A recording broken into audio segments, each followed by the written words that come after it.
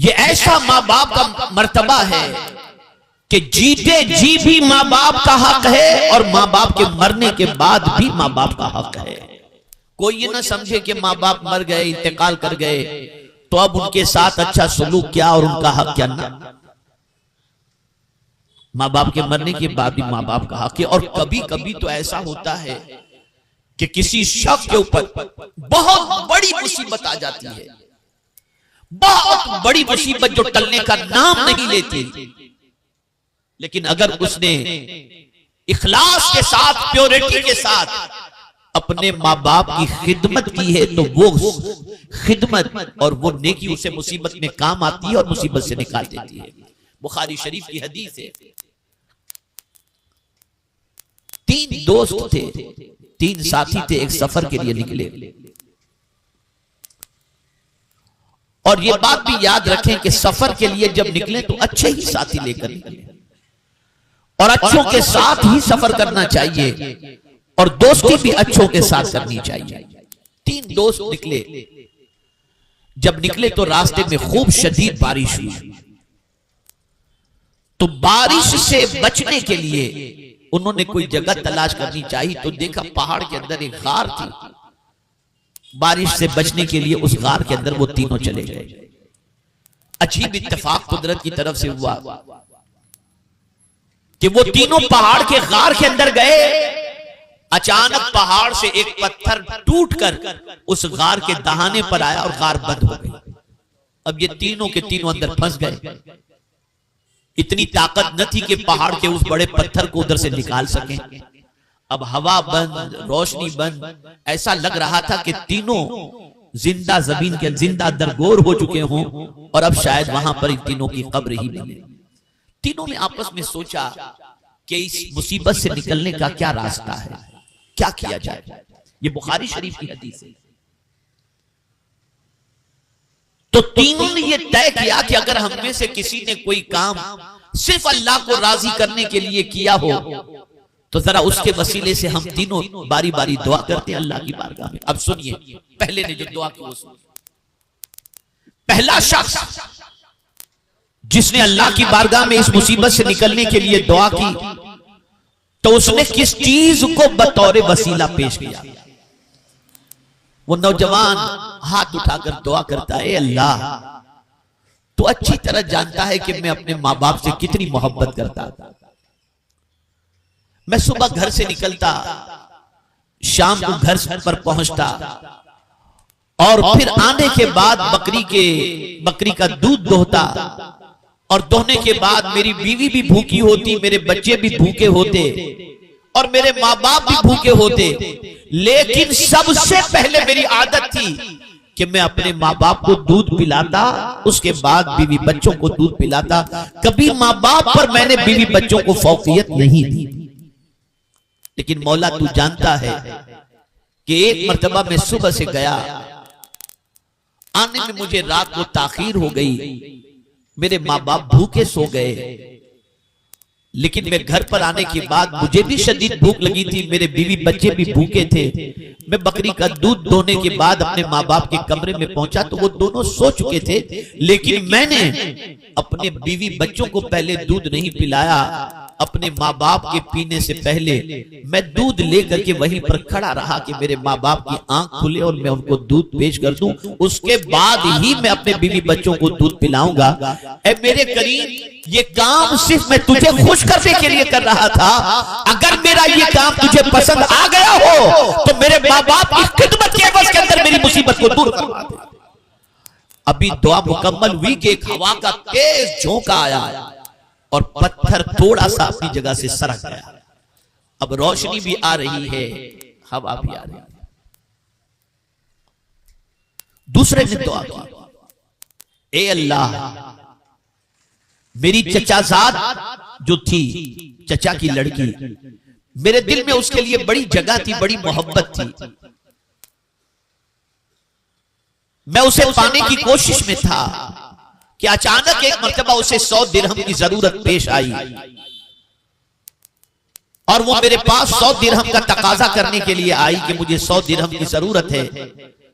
तो मैंने उसे 100 दिरहम देने से पहले कहा कि तू भी मेरी ख्वाहिश पूरी कर देना। उसे जरूरत थी, उसने 100 दिरहम ली और चली गई। कहा ठीक है।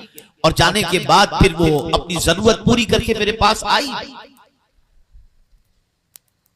और जब मैंने बुराई का इरादा किया उस लड़की के साथ, तो उस लड़की ने फौरन मुझसे कहा इत्तक़िल्लाह,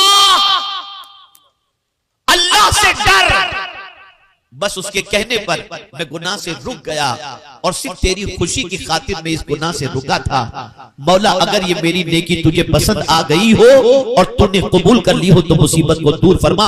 एक तेज हवा का झोंका आया और पत्थर फिर और ज्यादा सरक गया। अब तीसरे शख्स की बारी। तीसरे शख्स ने अल्लाह की बारगाह में दुआ के लिए हाथ उठाया और उसके मौला मेरे पास एक शख्स काम करता था। एक बार दिन भर उसने मेरे यहां मजदूरी की, लेकिन मुझसे मजदूरी लिए बगैर वो चला गया। मैं उसकी काफी तलाश करता रहा, वो मुझे न मिला। तो मैंने उसकी मजदूरी की रकम से एक गाय खरीदी और उसकी मैंने परवरिश की। फिर उस गाय के बच्चे होने लगे, फिर बच्चे बढ़ने लगे, फिर गाय बढ़ती गई बढ़ती गई बढ़ती गई। फिर मैंने एक चरवाहा रखा जो इन गायों को चराता रहता था। और ये मैंने उसी के मजदूरी की रकम से सब कुछ किया था। कई सालों के बाद, कई अरसे के बाद वो शख्स आता है और आकर के उसने मुझसे कहा कि मेरी एक दिन की मजदूरी तुम्हारे पास बाकी है और मुझे बहुत जरूरत है, मैं लेने के लिए हाजिर आया हूं, तुम्हें मालूम है ना? तो मैंने उससे कहा था हाँ तेरी मजदूरी की रकम तो मेरे पास थी और है और यकीनन मुझे देना है। देखिए जो गाय नजर आ रही है ना सारी की सारी, वो तेरी है, तू ले जा। का मजाक तो नहीं कर रहे हो मुझसे? एक दिन की मजदूरी में इतनी गाय? कहा हाँ, तेरे पैसे से मैंने गाय खरीदी और उसके बाद उस गाय की परवरिश की जिससे इतने बच्चे पैदा हुए, जिससे इसको मैंने पाला और आज ये इतनी ज्यादा तादाद के अंदर ये गाय मौजूद हैं। और सुन ये चरवाहा भी तेरा ही है, तू सबको साथ में लेकर के जा। उसके दिल से दुआ निकली और वो इतना खुश हुआ कि उसकी दुआ से अल्लाह ने उस ताजिर को विलायत और उसकी दुआ की वजह से अल्लाह अज़्ज़ व जल्ल ने गार से पूरे पत्थर को हटा दिया। अब ये तीनों सेफ हो गए और तीनों जिंदा रह गए। बुखारी शरीफ की हदीस है। आज मजदूर को चप्पल घिसाते घिसाते थक जाते हैं।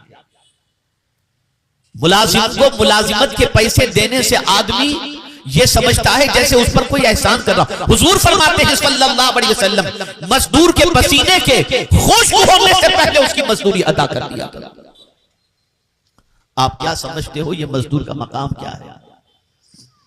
आप क्या समझते हो ये मुलाजिम का मकाम क्या है? अर्ज ये कर रहा था, एक शख्स अगर अपने माँ बाप की खिदमत का इतना ख्याल करे तो माँ बाप की खिदमत के एवज के अंदर अल्लाह मुसीबतों को टाल दिया करता है, दूर कर दिया करता है। रसूल आजम सल्लल्लाहु अलैहि वसल्लम की बारगाह बेकस पनाह में एक सहाबी हाजिर हुए। जिहाद का ऐलान हो चुका था। वो सहाबी अर्ज करते हैं, या रसूल अल्लाह सल्लल्लाहु तआला अलैहि वसल्लम, मैं जिहाद के लिए इजाजत तलब करने की गरज से हाजिर आया हूं। सरकार ने फरमाया, क्या तेरे माँ बाप हयात हैं? उन्होंने कहा हाँ हयात है।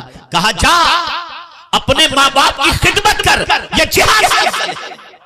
ये माँ बाप, ये है माँ बाप का मकाम।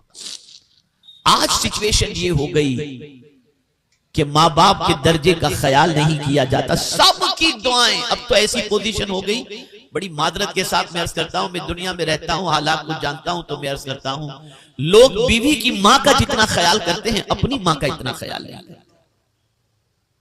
मैं ये नहीं कहता कि आप बीवी की मां का ख्याल ना करें, वो भी एक दर्जे में आपके लिए मोहतरम है, लेकिन मां का मर्तबा बहरहाल मां का मर्तबा, उसका मकाम बहरहाल उसका मकाम है। जिसके कदमों में अल्लाह जन्नत ला करके रख दे, उस मां की अजमतों का क्या कहना। और बाप को जन्नत का दरवाजा कहा गया। बाप की खुशी के बारे में हुजूर सल्लल्लाहु अलैहि वसल्लम इरशाद फरमाते हैं, अल्लाह की रजा बाप की रजा में है। जिसने अपने बाप को खुश कर दिया गोया उसने अल्लाह को खुश कर दिया। ये मकाम है बाप का। जिसने अपने मां की खिदमत की और मां को खुश कर दिया, अल्लाह अज़्ज़ व जल्ल उस बंदे से राज़ी हो गए। इसीलिए इमामुल मुतकल्लिमीन हजरत अल्लामा नकी अली खान अलैहि रहमतु व रिज़वान, जो आला हजरत अज़ीमुल बरकत इमाम इश्क व मोहब्बत के वालिद हैं, वो कहते हैं कि जो शख्स हर नमाज के बाद अपने माँ बाप के लिए मगफिरत की दुआ नहीं करता उसकी नमाज कबूल नहीं होती।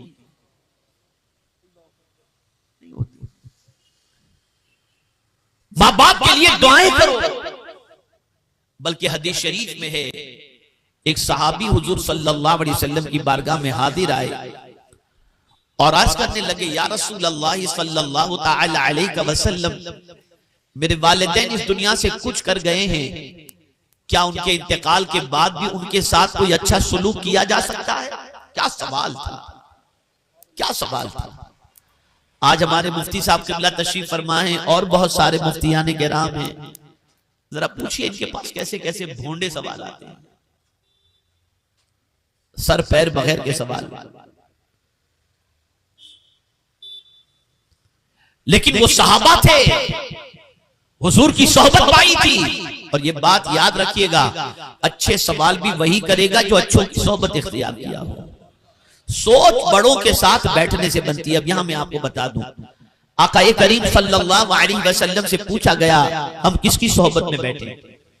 देखिए मैं आपको एक बहुत बड़ा फॉर्मूला दे रहा हूं, और खास तौर पर ये मेरे नौजवान बच्चे जो बैठे हुए हैं, प्यारे बच्चों तुम खास तौर पर सुनो, हर एक के लिए जरूरी है लेकिन नौजवानों के लिए ज्यादा जरूरी है।